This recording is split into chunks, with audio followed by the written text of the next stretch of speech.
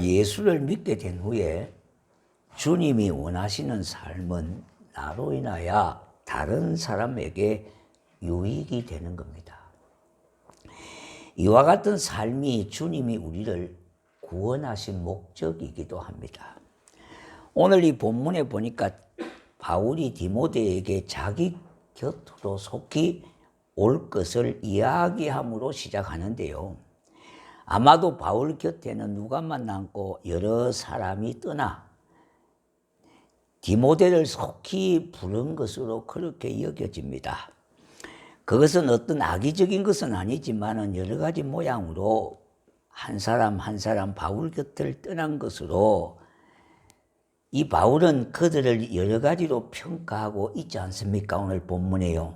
그리고 그들에게 부탁의 말씀도 하고 있습니다. 그리고 11절에 보니까 디모데에게 네가 올 때에 마가를 데리고 오라고 하며 마가는 나의 일에 유익한 자라 그렇게 평가를 하고 있습니다.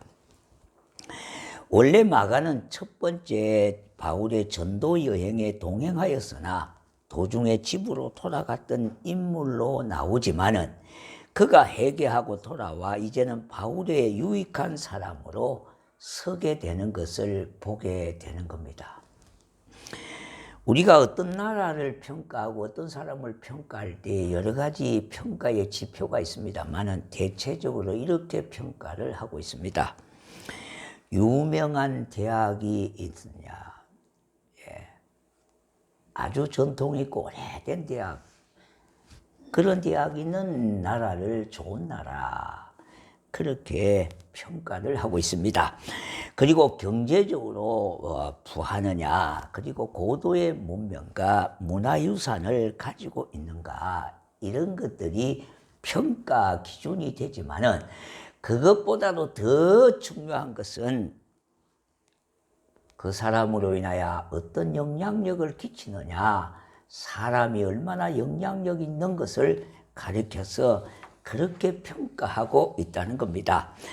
그 사람이 얼마나 영향력을 발휘하고 지도력을 가진 사람이 있는 나라와 교회가 중요한 평가를 받게 되는 겁니다. 그와 같은 나라가 선진국이며 인류국가가 되고 좋은 교회가 되는 것입니다. 그러니 이 세상에서 가장 축복받은 것은 사람을 키우는 일입니다. 하나님의 사람이 되게 하는 것보다 더 중요하고 축복된 것은 없는 것입니다. 이 지구상에서 제일 축복된 민족은요, 민족사나 세계사에 영향력 있는 사람을 길러낸 민족인 겁니다. 인류 기업도 인류 국가도 마찬가지나 사회나 다른 나라에 유익을 끼치는 것이며 나의 신앙도 다른 사람에게 유익되게 하는 겁니다. 우리 한국의 민족사의 역사에 보면은 제일 위대한 공헌을 끼친 영향력을 가진 사람은 대다수가 다 기독교인이었다는 겁니다. 조만식 선생님이라든지요, 을람 이상재 선생님이라든지 도산 안창호 선생님이라든지 백번 김구 선생님들, 우리 민족사에 이분들만큼 영향력을 끼친 사람은 아마 아무도 없는 겁니다. 구약 성경에 보니까 다윗이라고 한 인물이 등장되고 있습니다. 그 사람을 소개하고 있는데 하나님의 말씀을 떠나고 자기 의견대로 소견대로 행했던 수백 년의 사사시대는 혼란의 극에 달했습니다. 그런 와중에 이스라엘 2대 왕으로 등장한 이 다윗이야말로 하나님의 말씀과 가까이 하며 말씀을 앞세워 나갔던 거로 이스라엘은 초인류 세계의 최강대 국가가 되었으며 그의 번영은 찬란했던 겁니다. 다윗 한 사람으로 인하여 이스라엘이 받은 축복은 이루 말할 수가 없었다는 겁니다.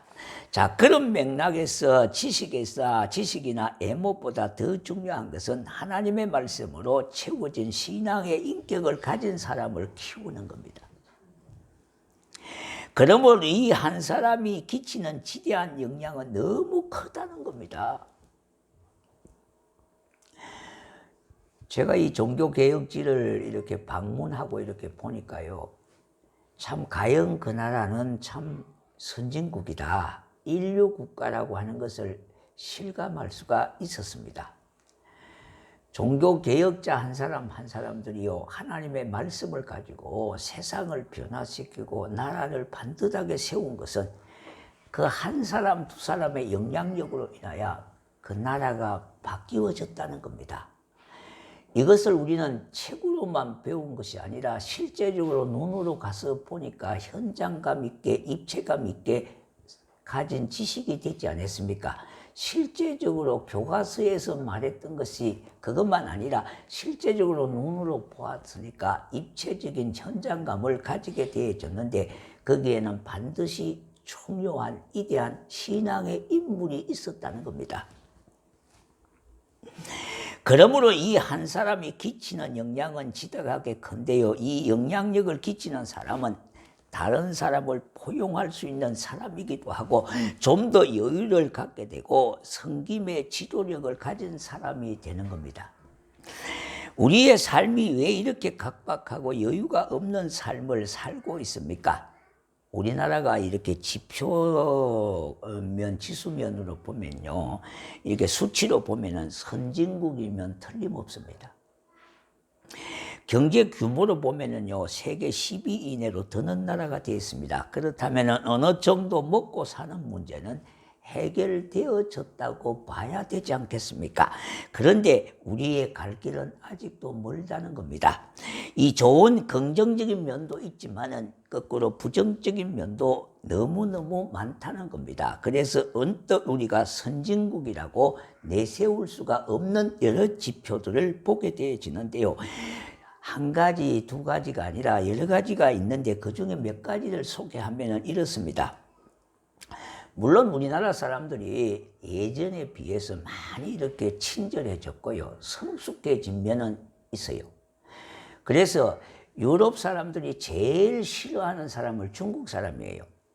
왜 중국 사람을 그렇게 싫어하냐? 중국 사람의 돈은 그렇게 좋아하는데 중국 사람 자체는 싫다는 겁니다.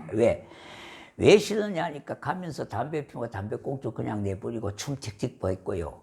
그리고 막 앉으면 왁작지껄어요. 아주 떠든다는 겁니다. 그러니까 이분들은 거기 질색이 질색. 그런데 일본 사람은 조용하는데 그 중간이 한국 사람이라는 거예요. 그러니까 이제 한국 사람도 개 중에 보면은 중국 사람 같은 사람이 한두 사람씩 있어. 그러니까 우리가 아직도 갈 길이 좀 멀어요. 그래서 우리가 이제 농담을 하면 좀 덥더니만 차이나. 네, 중국 사람이라고 이렇게. 그만큼 사람의 평가가요, 그런 것으로 평가를 합니다. 그러다 보니까 아직도 우리가 성숙한 면에는 아직 갈 길이 멀다는 겁니다. 자, 그리고요, 우리의 치안 상태도 옛날보다는 많이 좋아졌습니다만도 아직도 여러 가지 불안한 요소들이 많고요. 특히 교통법규 준수 여부, 공공기관의 신뢰도, 이런 수치는 아직도 35, 우리 선진국가들 중에 보면 최하위권에 머물고 있습니다. 이 부끄러운 민낯입니다. 자, 교통법규 하나만이라도 우리가 보면 이렇게 말합니다. 얼마나 우리는 법대로 서로 충돌 사고가 났습니다. 어떤 교통사고가 나오면은 다짜고짜 뭡니까? 법대로 하자 그럽니다. 자, 보십시오. 얼마나 큰 소리 법대로 하자 그럽니까? 그래서 외국 사람들이 볼 때는 한국 사람은 아주 법을 굉장히 좋아하는 사람으로 그렇게 착각할 정도예요. 그렇게 여기지 않겠습니까? 자, 왜 이렇습니다? 그런데도 준법 정신은요, 아직도 하입니다. 예. 자, 우리가 교통신호를 지킬 때에 앞에 뭡니까? 빨간불이 켜졌습니다. 예. 그러면은 차가 서야 되잖아요. 근데 저쪽에서 차가 하나, 그 유턴을 할 수가 없어요. 그런데 머리가 딱 돌아가지고 또 유턴을 합니다. 그러니까 교통경찰한테 걸렸어요. 그러면요, 이 교통신호가 잘못됐다 그럽니다. 자기가 법을 지키지 않는 이 준법 정신은 말하지 아니하고요, 우리나라 교통체계가 잘못돼서 자기가 그렇게 위반이 된 거지 자기가 잘못했다고 그렇게 말하지 않습니다. 왜 그렇습니까? 중용의 정신이 부족한 데서 오는 겁니다. 자기 생각이 앞서니까 그래요. 그러니까 자기 생각에는 차가 없으니까 돌아가면 될 것 같아요. 그 싹 돌리는 거예요. 그런데 멀리서 딱 교통경찰이 봤어요. 그러면요, 자기가 잘못했다고 이렇게 얘기를 하면 되는데 잘못했다는 소리는 안 하고 이 법이 잘못했다는 겁니다. 예. 소위 우리가 중용이라고 하면은 타협이라고 생각하기가 쉽지만은 그것이 아닙니다. 무엇이든지 가한 것은 옳지 않다는 겁니다. 이 암도요, 왜 잘 걸리는가 하면은 많이 먹어서 암이 잘 걸려요. 예. 또 열도 가열하면은 불이 나잖아요, 그죠? 이 가한 것은 좋은 게 없어요. 네. 음식도 가시가면 배탈이 나잖아요. 성격도 가하면 가격한 자라 그러잖아요. 그리고 욕심도 가하면 어떻게 가욕을 부린다 그러잖아요. 이제 우리는 극단적인 태도를 피하고 중용의 미덕을 가지고 서로가 함께 사는, 서로가 서로를 이해하는 상생의 삶을 살아가야 하겠습니다. 우리가 공자의 말을 한마디 빌려온다면요, 공자 선생은 군자는 중용을 지키고 소자는 반중용이라고 했습니다. 그러므로 우리는 중용의 자리에서 서로의 이치를 인정하는 자세로 내 자신의 유익과 나의 가정과 집단만의 유익이 아니라 다른 사람과 나라의 유익을 간 사람으로 서로가 서로를 존중하고 유익한 삶을 이루게 해야 하겠습니다. 우리 믿는 이들은 그러한 삶을 살아갈 수가 있는 겁니다. 신앙은 원래요, 하나님의 백성은 이타 중심의 백성이에요. 나로 인하여 다른 사람에게 유익을 끼치는, 다른 사람을 이해하는 삶이 우리의 중심의 삶이 되어져야 된다는 겁니다. 구원받은 이후의 삶이 그렇다는 겁니다. 그러나 우리 예수님이 저와 여러분에게 생명 주시기 위하여 하나밖에 없는 목숨을 던져주셨습니다. 그러므로 성도의 삶은요, 나를 위한 삶에서 다른 사람의 삶으로, 유익한 삶으로 옮겨가야 되는 거예요. 이게 정상입니다. 그것에 생명력이 있고요, 하나님이 기뻐하시는 나라가 이루어지게 되어지는 것이고 주의 평안이 그 속에 거하게 되어지는 겁니다. 요한복음 14장에 보면은 내 안에 주의 말씀이 거하면 이제는 내 이름으로 무엇이든지 내게 구하라고 말씀하고 있지 않습니까? 그것을 시행하라는 겁니다. 그러면 이루어지리라 그렇게 말씀하는데요, 이는 말씀의 씨가 내 속에 있기 때문에 그것을 이루게 하신다는 거예요. 그러므로 여러분, 하나님의 말씀을 자꾸 담아두는 것이 중요합니다. 하나님의 말씀을 자꾸 듣고 담아두는 것이 중요해요. 자식은 부모의 씨앗이기 때문에 자식의 요구를 부모가 어떻게 들어줄 수밖에 없어요. 그래서 자식 이기는 부모가 없다고 그러지 않습니까? 예, 자식의 뭡니까? 부모의 씨가 그 자식이 있기 때문에. 하나님의 말씀이 내 심령 속에 있으면요, 그것이 씨앗이기 때문에 응답이 그 말씀을 통해서 내게 이루어지는 겁니다. 그 말씀이 내게 깨닫게 하심으로 응답하신다 그 말입니다. 그래서 말씀을 듣다가 깨달음을 통해서 내게 주시는 하나님의 말씀이 되게 하는 것이고, 그리고 또 말씀을 통해서 내게 하나님께서 응답하시는 깨달음이 있다는 그 말씀입니다.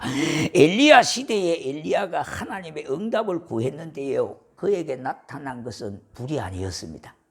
막 불이 지나가고요, 태풍이 지나가고 지진이 임한 것이 아니라 하나님의 세미한 음성이 들려왔어요. 엘리야야, 엘리야야, 세미한 음성이 들려왔다는 겁니다. 그러므로 우리가 하나님의 말씀을 듣는 것이 그렇게 중요한 겁니다. 에베소서 6장 17절 성령의 검 곧 하나님의 말씀을 가지라고 그랬습니다. 우리가 하나님의 말씀을 가지지야 씨앗을 심어줘야 돼요. 그래야 그 말씀이 내게 뭡니까? 능력으로 나타나게 되어지는 것이고, 하나님의 말씀을 들을 때에 그 말씀을 통해서 내게 응답으로 깨달음이 되어진다는 겁니다. 모든 기도의 응답을 하나님께서는 우리에게 말씀을 통해서 주시는 일이 너무너무 많습니다. 물론 다른 방법으로 역사하시는 경우도 있지만 일반적으로 바로 말씀으로 응답하신다는 거예요. 그래서 기도하다가 말씀을 통해서 깨닫게 하시고, 교회에서 예배를 드리다가 말씀이 내 마음에 깨달음을 주심으로 그 말씀으로 하나님은 내게 주시는 응답이라고 하는 겁니다. 그러므로 말씀을 붙잡고 사는 삶이 성도의 삶이요, 이와 같은 사람에게 하나님은 오늘도 역사하고 계십니다. 창세기 26장 4절과 5절에 아브라함이 천하 만민이 보는 가운데서 큰 복을 받은 것은 바로 아브라함이 하나님의 말씀을 들었던 것에서 온 겁니다.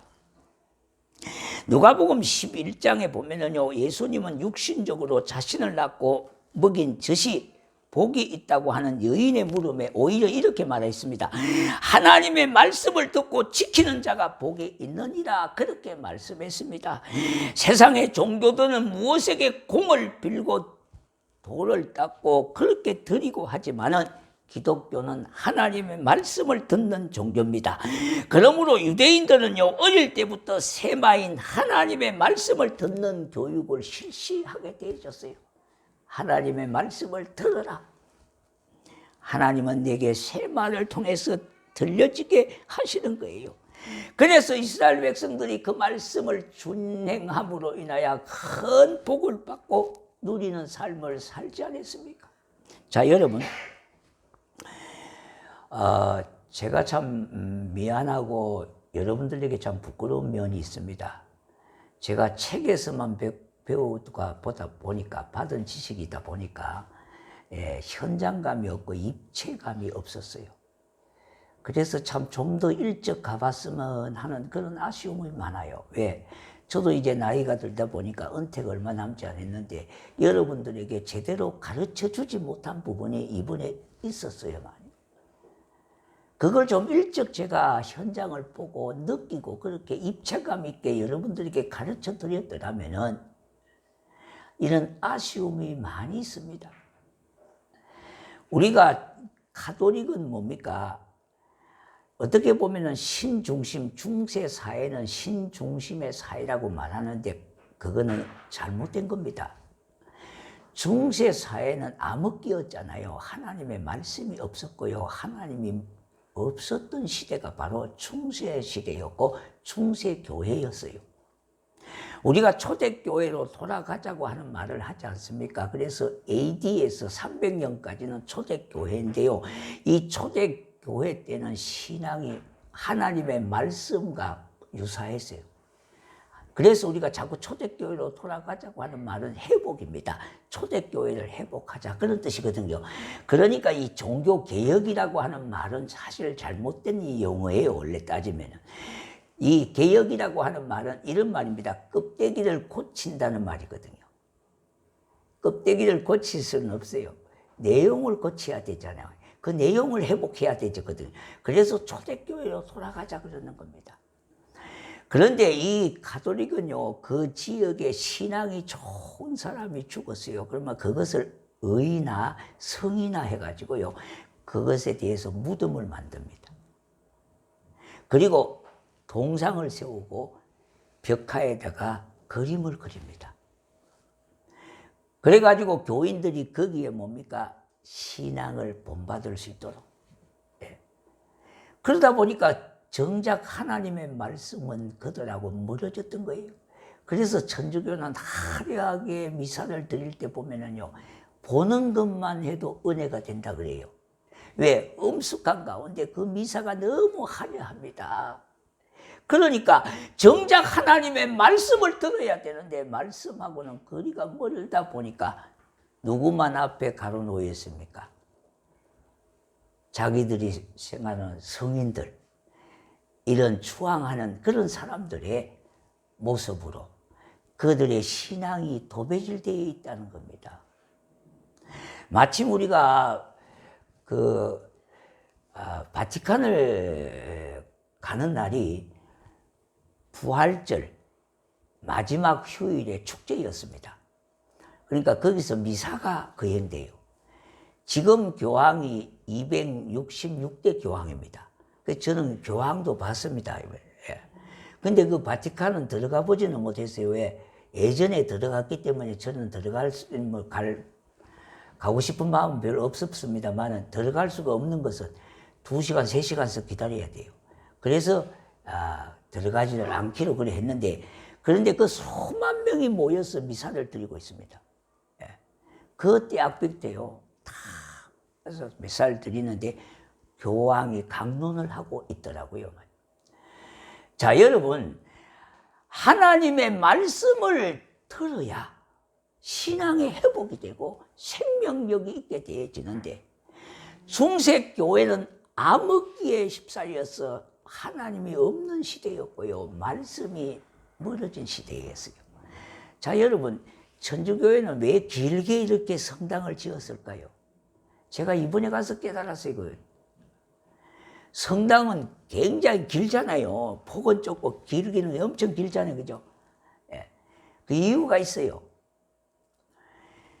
천주교는 그 안에도 신분 계급이 다 정해져 있습니다. 그러니까 평민들은 제일 끝에 뒤에 앉아요. 그리고 앞자리는 기족이가 특권층이 앉습니다. 그리고 강단하고도 굉장히 또 멀어요. 그러니까 설교는, 강론은 뭘 합니까? 라틴어로 합니다. 라틴어에서 영어가 나오고 이탈리아어가 나오고 다 나왔습니다. 프랑스어가 나오고. 그러니까 이 라틴말로 하는데요, 그 당시 라틴말은요, 대학교 다니는 수준 정도가 되는 사람이 알아듣지 나머지 평민들은 알아듣지를 못해요. 그리고 성경을 오직 라틴어로만 만들었어요. 다른 나라 말로 번역이 안 됐어요. 그러니까 우리는 하나님의 말씀을 자유롭게 읽고 듣고 하는 것이 얼마나 복이 있는지요. 그래서 하나님의 말씀을 듣고 읽고 보고 지키는 자가 복이 있다고 말씀하고 있지 않습니까? 이것이 바로 개혁교회다 이 말입니다. 그러므로 오늘 이 말씀 속에 우리가 가질 수 있는 것은 하나님의 말씀을 가까이 하는 거예요. 하나님의 말씀을 가까이 하는 것은 예수님을 가까이 하는 거예요. 그래서 내 백성아 들으라, 말씀을 그들이 듣고 그 말씀을 준행할 때 복을 받았다 이 말입니다. 그리고 말씀을 들으면 믿음이 생기는 거예요. 우리나라도 지금부터 120년 전에요, 언더우드와 펜셀라 두 선교사가 인천 앞바다를 통해서 기독교가 들어오게 되어졌는데, 그때가 부활절 아침이었습니다.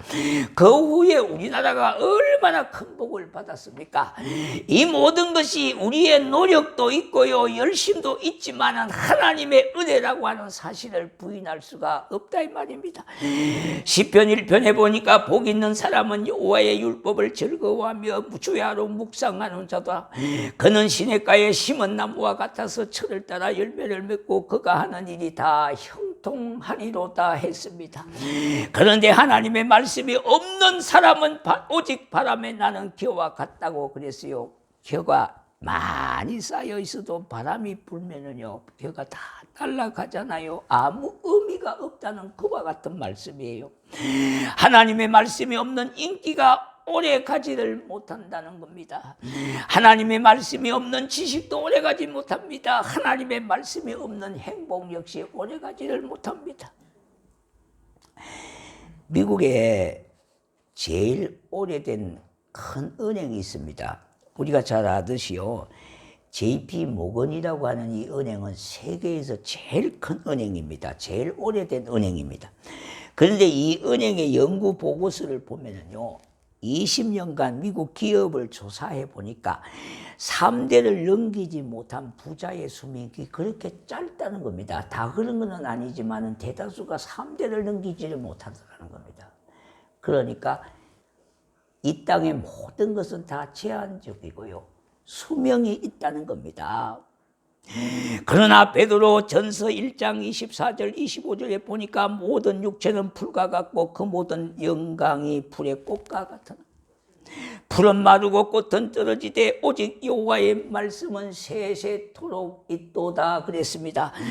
우리의 가정과 직장이나 사업이 시냇가에 심은 나무와 같은 것이 되려면 말씀에 순종해야 합니다. 우리가 참으로 성경의 역사는 3,500년의 역사를 가지고 있습니다. 미국의 대통령 취임 선서는요, 성경 위에 손을 얹고 취임 선서를 합니다. 나는 이 성경 말씀으로 미국을 다스리겠다는 겁니다. 우리가 생각하기는 상상이나 할 수 있는 말입니까? 예요. 이렇게 복잡한 이 시국의 복잡한 때의 국사를 성경 말씀으로 다스리겠다니 말이 되겠느냐, 이렇게 생각할 수도 있습니다.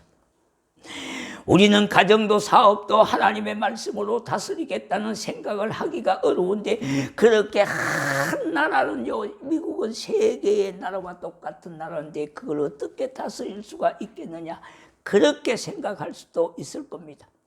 그러나 그것이 미국을 축복된 나라, 세계의 최강대 국가를 만들었던 겁니다. 미국의 어느 농촌에 땅콩을 짓는 흑인 농부가 있었습니다. 그 이름은 조지 어싱턴 카버라고 하는 사람입니다. 그는 땅콩을 가지고 300여 가지 제품을 만들게 되었습니다. 그가 미상은위원회 초청을 받고 위원들에게 특강을 하게 되었는데 특강 시간은 15분의 시간이었습니다. 그런데 하다 보니까 1시간 30분이 넘었습니다. 한 사람도 거기에 대해서 이의를 제기하는 사람이 없고요. 이제 다 끝나고 기자들이 물었습니다. 어떻게 해서 이 땅콩으로 약도 만들고 음료수도 만들고 기름도 만들고 화장품도 만들었는가를 물으니까 하나님의 말씀을 읽다가 하나님이 주시는 지혜로 그렇게 했다고 했습니다. 하나님의 말씀은 지혜를 가지게 합니다. 삶의 힘을 주시고 기쁨을 주시는 겁니다. 그리고 생명의 길로 인도하는 겁니다. 삶의 능력을 가지게 하는 겁니다. 디모데후서 3장 15절에 디모데가 어려서 성경을 알았으므로 했습니다. 이 성경은 구원에 이르는 지혜가 있으며 삶의 도리가 있다고 말하고 있습니다. 유대인들은요, 어리서부터 하나님의 말씀을 머리에 입력하고 그의 마음에 입력하니까 놀라운 일들이 일어나게 되는 겁니다. 암송의 이력이 대단한 겁니다. 대단한 거예요. 할 수만 있으면요, 말씀을 암송하셔야 돼요. 나이가 들면 이게 불가능한 일이 많습니다만은도, 그러나 나이가 어린 이 다영이 같은 애들은요, 한 번 하면 어릴 때까지 나이가 들어도 잊어버리질 않습니다. 지금도 보니까 기도하는 거 보니까 얼마나 격에 맞는지요. 예. 그 어릴 때부터 입력이 딱 되어졌잖아요. 예. 그래서 어릴 때 교육이 그렇게 중요합니다. 마틴 루터는 이렇게 말했습니다. 하나님의 말씀을 창문이라고 그랬습니다. 건축물에 비유하면 창문을 내는 것과 같은 거예요. 그래서 창을 열면 창색이고요, 전도서의 창을 열면은요, 그곳에 지혜와 총명과 권명과 진실과 능력이 갖추어진 보화가 꽉 깔려 있다 이 말입니다. 들어 있다 이 말입니다. 그러므로 오늘도 이 말씀의 창문을 열으셔야 됩니다. 하나님의 말씀은 능력의 말씀이니 능력 있는 삶이 되는 것이며 축복의 말씀이니 축복된 사람이 되는 것이고, 하나님의 말씀은 기쁨의 복된 소식을 전해주심으로 우리가 기쁨을 가지고 평안을 가지고 살아갈 수가 있다 이 말입니다. 하나님의 말씀이 거룩한 말씀이니 거룩한 삶이 되어지는 것이고, 하나님의 말씀이 진리이니 우리가 진리 가운데로 거하는 삶을 살게 되어지는 겁니다. 오늘 이 시간 우리 모두는 하나님의 말씀을 듣고 행함으로 복을 받아서 나와 다른 사람에게도 유익한 사람으로 서가기를 결단하는 이 시간 되기를 주의 이름으로 축복합니다.